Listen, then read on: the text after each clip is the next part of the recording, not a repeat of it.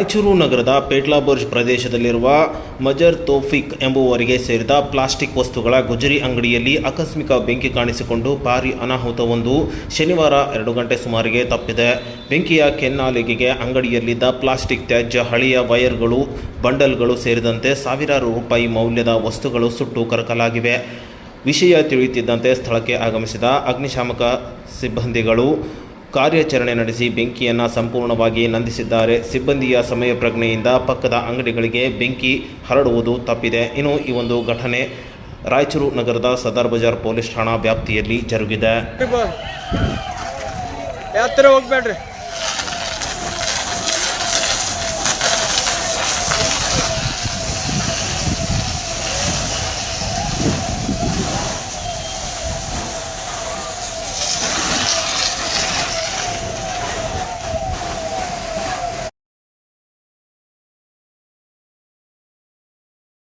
ರಾಜ್ಯ ಮಟ್ಟದ ಕಾರ್ಮಿಕ ಸೇವಾ ರತ್ನ ಪ್ರಶಸ್ತಿಗೆ ಭಾಜನರಾದ ಕೆಪಿಸಿಸಿ ಕಾರ್ಮಿಕ ಘಟಕದ ಜಿಲ್ಲಾಧ್ಯಕ್ಷ ಎ ಉರುಕುಂದಪ್ಪ ಆಲೂರು ಅವರಿಗೆ ಜಿಲ್ಲಾ ಕಾಂಗ್ರೆಸ್ ಕಾರ್ಮಿಕ ಘಟಕ ಹಾಗೂ ಅಭಿಮಾನಿ ಬಳಗದ ವತಿಯಿಂದ ಮೇ 24ರಂದು ಅಭಿನಂದನಾ ಸಮಾರಂಭ ಹಾಗೂ ವಿಶ್ವ ಕಾರ್ಮಿಕ ದಿನಾಚರಣೆ ಕಾರ್ಯಕ್ರಮವನ್ನು ಆಯೋಜಿಸಲಾಗಿದೆ ಎಂದು ಎನ್ ಭೀಮಸೇನ್ ತಿಳಿಸಿದರು.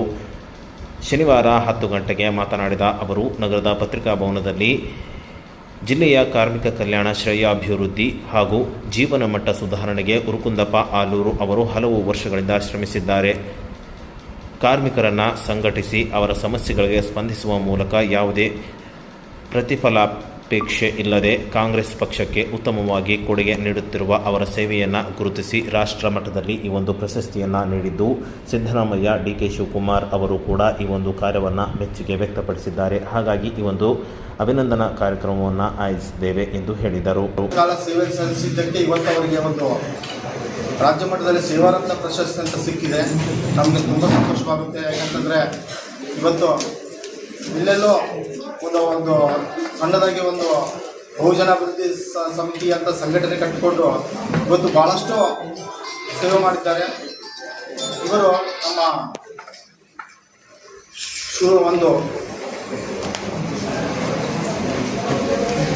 ಮೊದಲನೇದಾಗಿ ಇವರು ಭಾಳಷ್ಟು ನಾವು ಬಾಲ್ಯದ ಸ್ನೇಹಿತರಾಗಿದ್ದು, ಇವತ್ತು ಇವರು ಮಾಡಿರುವ ಸೇವೆ ಇವತ್ತು ಪ್ರತಿಯೊಂದು ಕಾರ್ಮಿಕರ ಒಂದು ಸಮಸ್ಯೆಗಳನ್ನು ಪರಿಹಾರ ಮಾಡಿದೆ. ಇವತ್ತು ರಿಮ್ಸ್ಗಳಲ್ಲಿ ಭಾಳಷ್ಟು ಹಲವಾರು ಸಮಸ್ಯೆಗಳಿವೆ, ಅದು ಬಡವರಿಗೆ ತಲುಪ್ತಾ ಇಲ್ಲ. ಹಾಗೂ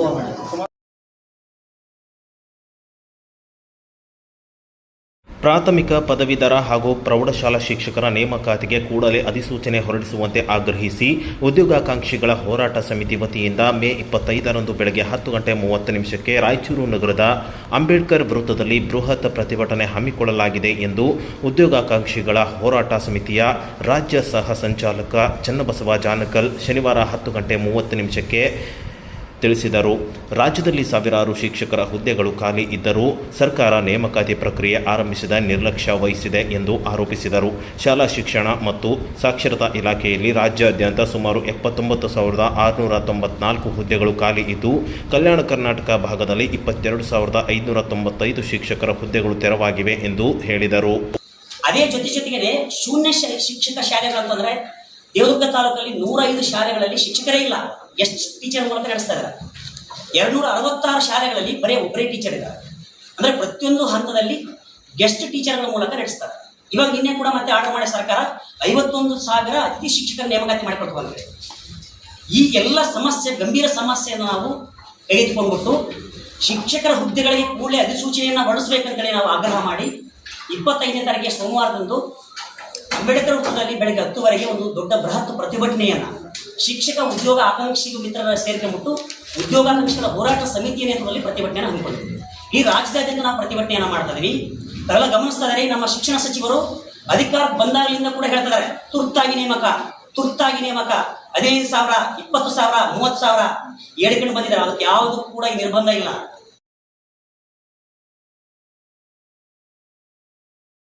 ಮುನ್ನೂರು ಕಾಪು ಸಮಾಜದ ವತಿಯಿಂದ ಜೂನ್ 28, 29 ಹಾಗೂ 30ರಂದು ಮುಂಗಾರು ಸಾಂಸ್ಕೃತಿಕ ಹಬ್ಬ 2026 ಅಂಗವಾಗಿ ರೈತರ ಹಬ್ಬ ಹಾಗೂ ಗ್ರಾಮೀಣ ಕ್ರೀಡಾ ಸ್ಪರ್ಧೆಗಳನ್ನು ಅದ್ಧೂರಿಯಾಗಿ ಆಯೋಜಿಸಲಾಗಿದೆ ಎಂದು ಸಮಾಜದ ಹಿರಿಯ ಮುಖಂಡ ಎ ಪಾಪರೆಡ್ಡಿ ಅವರು ಶನಿವಾರ 11 ಗಂಟೆಗೆ ತಿಳಿಸಿದರು.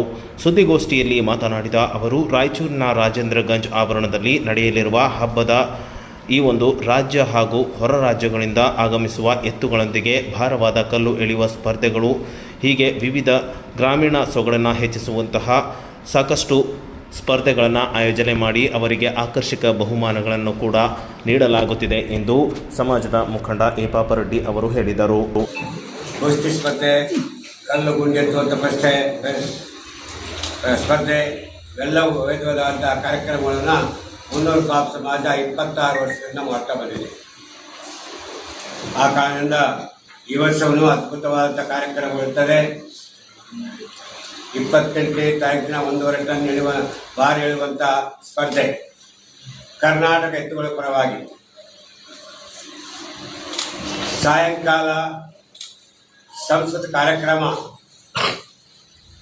ಮಾರುತಿ ನಗರದಲ್ಲಿ 6 ಗಂಟೆಗೆ ಸಂಸ್ಕೃತ ಕಾರ್ಯಕ್ರಮ ಮಾರುತಿ ಬಡಾವಣೆ 28ನೇ. ಮಾಜಿ ಸಚಿವ ಕೆಎಸ್ ಈಶ್ವರಪ್ಪ ಕುಟುಂಬ ಸಮೇತರಾಗಿ ರಾಯಚೂರು ಬಳಿಯ ಪ್ರಸಿದ್ಧ ಧಾರ್ಮಿಕ ಕ್ಷೇತ್ರವಾದ ಮಂತ್ರಾಲಯ ಶ್ರೀ ರಾಘವೇಂದ್ರ ಸ್ವಾಮಿಗಳ ಮಠಕ್ಕೆ ಶನಿವಾರ 10 ಗಂಟೆಗೆ ಭೇಟಿ ನೀಡಿ ವಿಶೇಷ ಪೂಜೆ ಸಲ್ಲಿಸಿದರು. ವೀಕೆಂಡ್ ಹಿನ್ನೆಲೆಯಲ್ಲಿ ಮಠಕ್ಕೆ ಭಕ್ತ ಸಾಗರವೇ ಹರಿದು ಬಂದಿತ್ತು. ಭಕ್ತರ ದಟ್ಟಣೆಯ ನಡುವೆಯೂ ಮಾಜಿ ಸಚಿವ ತಮ್ಮ ಪತ್ನಿ, ಪುತ್ರ, ಸೊಸೆ ಹಾಗೂ ಮೊಮ್ಮಕ್ಕಳೊಂದಿಗೆ ಗುರು ರಾಯರ ದರ್ಶನ ಪಡೆದರು. ರಾಯರ ಬೃಂದಾವನ ದರ್ಶನಕ್ಕೂ ಮುನ್ನ ಸಂಪ್ರದಾಯದಂತೆ ಮಂಚಾಲಮ್ಮ ದೇವಿ ದರ್ಶನಕ್ಕೆ ಭೇಟಿ ನೀಡಿ ವಿಶೇಷ ಪೂಜಾ ಕೈಂಕರ್ಯಗಳನ್ನು ನೆರವೇರಿಸಿದರು. ತದನಂತರ ಶ್ರೀ ರಾಘವೇಂದ್ರ ಸ್ವಾಮಿಗಳ ಮೂಲ ಬೃಂದಾವನ ದರ್ಶನವನ್ನು ಪಡೆದು ಆಶೀರ್ವಾದ ಪಡೆದರು.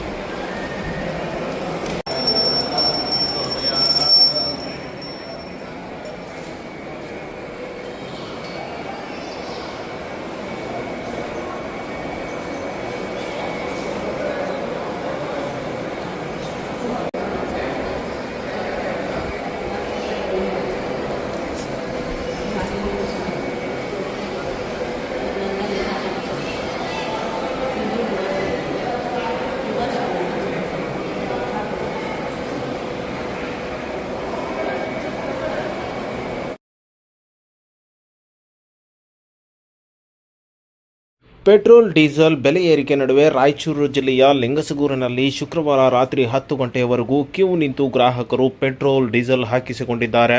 ಪೆಟ್ರೋಲ್ ಡೀಸೆಲ್ ಸಿಗುವುದಿಲ್ಲ ಎಂಬ ಆತಂಕದಲ್ಲಿ ಪೆಟ್ರೋಲ್ ಬಂಕ್ ಮುಂದೆ ರಾತ್ರೋರಾತ್ರಿ ಜನ ಕ್ಯೂ ನಿಂತಿದ್ದಾರೆ. ಕ್ಯಾನ್ಗಳನ್ನು ಹಿಡಿದು ಪೆಟ್ರೋಲ್ ತುಂಬಿಸಿಕೊಳ್ಳಲು ಜನ ಮುಂದಾಗಿದ್ದಾರೆ. ಡೀಸೆಲ್ಗಾಗಿ ಟ್ರ್ಯಾಕ್ಟರ್, ಲಾರಿ, ಕಾರುಗಳು ಕ್ಯೂ ನಿಂತಿದ್ದವು. ಪೆಟ್ರೋಲ್ ಬಂಕ್ನಲ್ಲಿ ಸ್ಟಾಕ್ ಕೊರತೆ ಇಲ್ಲ ಅಂತ ಬಂಕ್ ಮಾಲೀಕರು ಎಷ್ಟೇ ಹೇಳಿದರೂ ಕ್ಯೂ ನಿಂತು ಪೆಟ್ರೋಲ್ ಡೀಸೆಲ್ ಹಾಕಿಸಿಕೊಂಡಿದ್ದಾರೆ.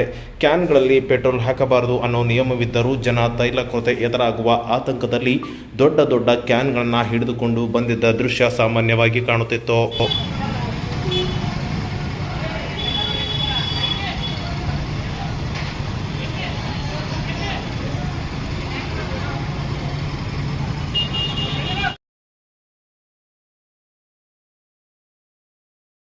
ಸಿರವಾರ ಪಟ್ಟಣದಲ್ಲಿ ರಸ್ತೆ ಅಗಲೀಕರಣ ಕಾಮಗಾರಿಯಿಂದ ಇದೀಗ ವಿದ್ಯುತ್ ಪೌಲ್ಗಳನ್ನು ಜೆಸ್ಕಾಂ ಇಲಾಖೆ ಅಧಿಕಾರಿಗಳು ಬೇರೆಡೆ ಸ್ಥಳಾಂತರ ಮಾಡುತ್ತಿದ್ದಾರೆ.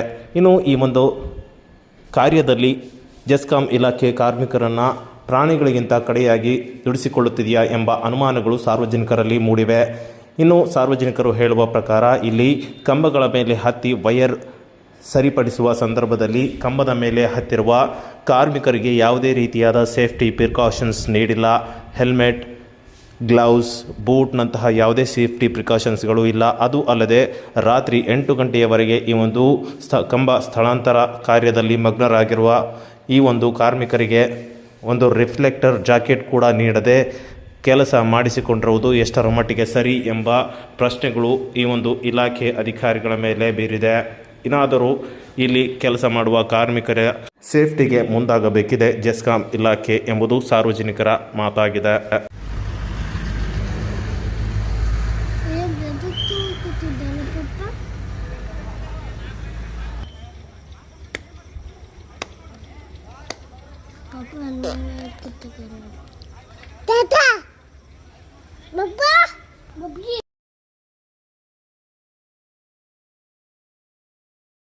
ಇತ್ತೀಚೆಗೆ ನೂತನವಾಗಿ ಕಲ್ಯಾಣ ಕರ್ನಾಟಕ ವಿಭಾಗದ ರಾಯಚೂರು ಘಟಕಗಳಿಗೆ ಸಾಕಷ್ಟು ನೂತನ ಬಸ್ಗಳನ್ನು ನೀಡಲಾಗಿತ್ತು. ಆದರೆ ಈ ಒಂದು ಬಸ್ಗಳಲ್ಲಿ ವಿಶೇಷವಾಗಿ CC ಕ್ಯಾಮ್ರಾಗಳನ್ನು ಅಳವಡಿಸುವ ಮೂಲಕ ಸೇಫ್ಟಿಗಾಗಿ ಹೆಚ್ಚಿನ ಒತ್ತು ನೀಡಲಾಗಿತ್ತು. ಆದರೆ ಈ ಒಂದು ಸೇಫ್ಟಿಗಾಗಿ ನೀಡಿರುವ CC ಕ್ಯಾಮ್ರಾಗಳ ಒಂದು LCDಯನ್ನು ನಿರ್ವಹಣೆ ಮಾಡುವಲ್ಲಿ ರಾಯಚೂರು ಘಟಕದ ವಿವಿಧ ಘಟಕಗಳ ಬಸ್ಸುಗಳಲ್ಲಿ ವೈಫಲ್ಯ ಆಗಿದೆ ಅಂದರೆ ತಪ್ಪಾಗಲಿಕ್ಕಿಲ್ಲ. ಇನ್ನು ಸಾರಿಗೆ ಬಸ್ ಒಂದು ಹೋಗುತ್ತಿದ್ದ ವೇಳೆ ಶನಿವಾರ 10 ಗಂಟೆ ಸಮಯಕ್ಕೆ ಪ್ರಯಾಣಿಕರೊಬ್ಬರು ಶೂಟ್ ಮಾಡಿರುವ ವಿಚಾರಕ್ಕೆ ಸಂಬಂಧಪಟ್ಟಂತೆ ವಿಡಿಯೋದಲ್ಲಿ ಬಸ್ಸಿನಲ್ಲಿ ಇರುವ LCD ಸಂಪೂರ್ಣವಾಗಿ ಒಡೆದು ಹೋಗಿರುವ ಹಿನ್ನೆಲೆಯಲ್ಲಿ ಏನೂ ಕಾಣುವುದಿಲ್ಲ. ಈ ನಿಟ್ಟಿನಲ್ಲಿ ಎಷ್ಟರ ಮಟ್ಟಿಗೆ ಬಸ್ಗಳನ್ನು ನಿರ್ವಹಣೆ ಮಾಡಲಾಗುತ್ತಿದೆ ಎಂಬ ಬಗ್ಗೆ ಈ ಒಂದು ವಿಡಿಯೋ ಸಾಕ್ಷಿಯಾಗಿದೆ.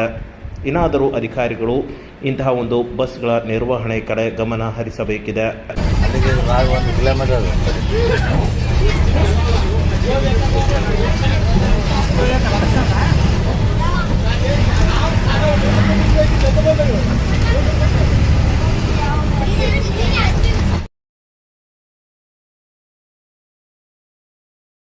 ಮಧ್ಯಪ್ರಾಚ್ಯ ರಾಷ್ಟ್ರಗಳಲ್ಲಿ ನಿಲ್ಲದ ಯುದ್ಧದ ಪರಿಣಾಮ ಇದೀಗ ರಾಷ್ಟ್ರದಲ್ಲಿ ಪೆಟ್ರೋಲ್ ಬೆಲೆ ಏರತೊಡಗಿದೆ.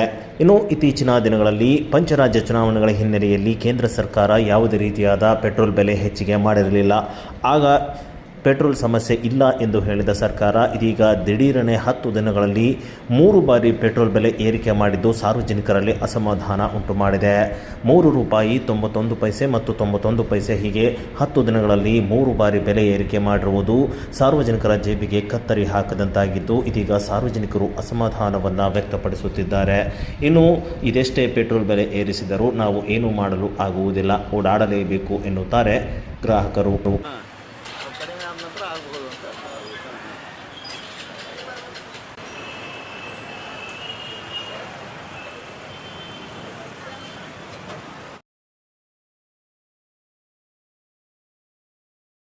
ರಾಯಚೂರು ಜಿಲ್ಲೆಯ ಸಿಂಧನೂರು ತಾಲೂಕಿನ ಸಾಲುಕುಂದ ಗ್ರಾಮದ ಭಾರತ್ ಗ್ಯಾಸ್ ಏಜೆನ್ಸಿ ಮುಂಭಾಗದಲ್ಲಿ ಶನಿವಾರ ಬೆಳಗ್ಗೆ 8 ಗಂಟೆ ಸುಮಾರಿಗೆ ಗ್ಯಾಸ್ ಸಿಲಿಂಡರ್ ಪಡೆಯಲು ಜನರು ಸರತಿ ಸಾಲಿನಲ್ಲಿ ಬಿರು ಬಿಸಿಲಿನಲ್ಲಿ ನಿಂತು ಪರದಾಡಿದ್ದ ದೃಶ್ಯ ಸಾಮಾನ್ಯವಾಗಿ ಕಂಡುಬಂದಿತು.